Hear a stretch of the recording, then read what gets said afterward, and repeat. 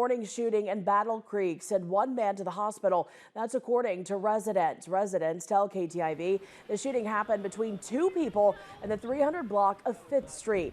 People at the scene say an argument between two roommates about a pair of dogs escalated. That's when one man shot the other. Multiple witnesses tell KTIV the dogs are a known problem in this neighborhood.